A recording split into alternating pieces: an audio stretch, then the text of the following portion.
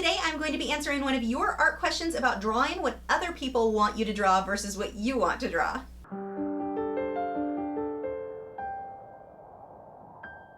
Hi, I'm Lisa, the artist behind Lachri Fine Art. Acrylic writes, "Hello ma'am, I'm in an awkward situation. My parents want me to draw more like other artists, for example, live sketching, still life, real sketches, etc.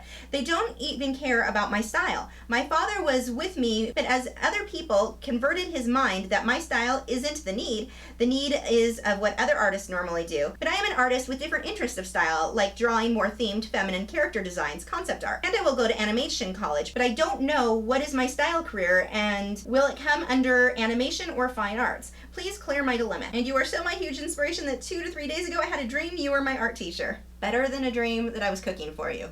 That would be a nightmare."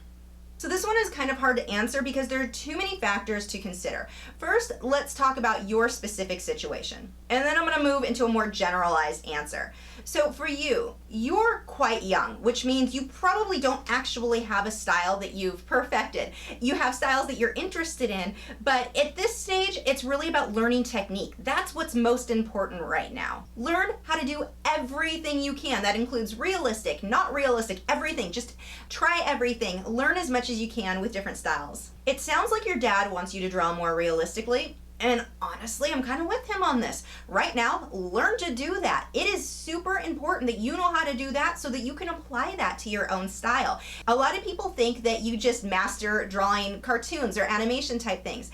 And most successful animators are amazing at realism. Let's look at Aaron Blaise, for example. He worked on things like The Lion King and Brother Bear and a few other things you may have heard of. He's kind of awesome. He actually has a channel here on YouTube. I will put a link. You can check that out in the video description. But look at his work. Crazy successful animator. His resume is insane, and he will range from super realistic all the way over to more stylized characters that he's designed himself. He's able to apply what he knows from realism to those stylized cartoons and characters. And it's part of what makes him so amazing at what he does. If animation is your goal, I definitely recommend start learning realism too. It's just such a key factor in transitioning and creating your own characters and design. You've got to understand anatomy. You have to understand perspective. There are things that you want to understand so that you can then translate those into your own style, into cartoons or whatever type of thing that you're interested in. And that doesn't mean that you have to always draw realism. It's just good to know.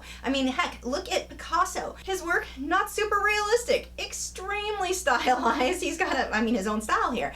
He was a master of realism. I mean, this guy was phenomenal. You would never guess that it was from the same artist, but he's able to do both. It's not like you're limited. If you learn realism, that's what you're going to be stuck doing. You're not. You're going to take what you learned from that and apply it to your own style. The second part to this answer is more for fine artists in general. This is something that I see happen a lot in art groups where someone will come in and say, what sells? What's popular? What should I paint? I want to make a living as an artist, so what should I do? I do not recommend painting for what you think might sell. Everything sells.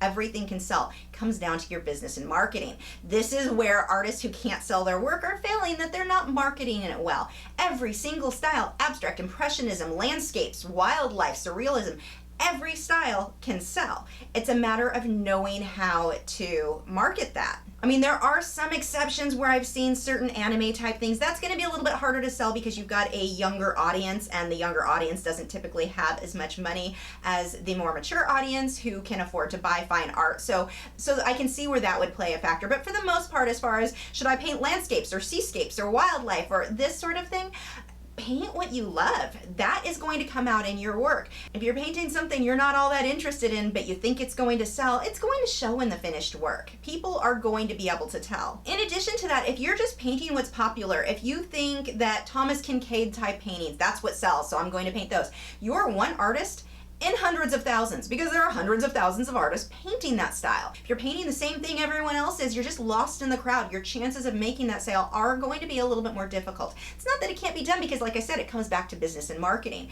But that's another factor in why I don't think trying to paint for what's popular, what you think will sell, is necessarily the way to go in creating your artwork. We don't need to appeal to every person out there. We don't even need to appeal to the majority of buyers out there. We need to find our specific target audience that is going to appreciate what we're creating, and that's who we need to appeal to. Now, that's not to say that if you enjoy painting the Thomas Kinkade style that you should stop because tons of other artists are doing it too. Do what you love. It's going to show in your finished work. Just don't choose to do that because you think it's going to be easier to sell. It's really not. That said, you should master your technique.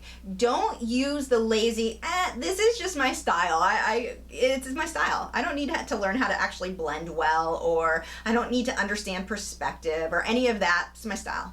You still, no matter what style that you choose to work in, you want to master the techniques of blending, of understanding color and balance and contrast and design. These are still things that you want to work on within whichever style that you're most interested in. I have a frequently asked questions page over on my website. If you cannot find the answer to your question, I have a section where you can submit your own question to be featured in one of these videos. I will have a card pop up here so you can check that out. Thanks for watching. If you're new to my channel, I have new video critiques every Tuesday where I'm critiquing your original paintings or drawings, my own speak paintings, drawings, and tutorials every Wednesday, art Q&A videos every Thursday, and artist vlogs each weekend. So if you haven't already, I would love for you to subscribe so you don't miss out on anything. And you can follow me on Facebook, Twitter, Instagram, Google+.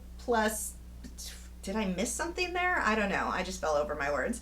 All of the social media sites are linked below in the video description where you can keep up with news, my newest work, and see real-time clips of whatever it is I'm currently working on. I'll see you guys in a few days.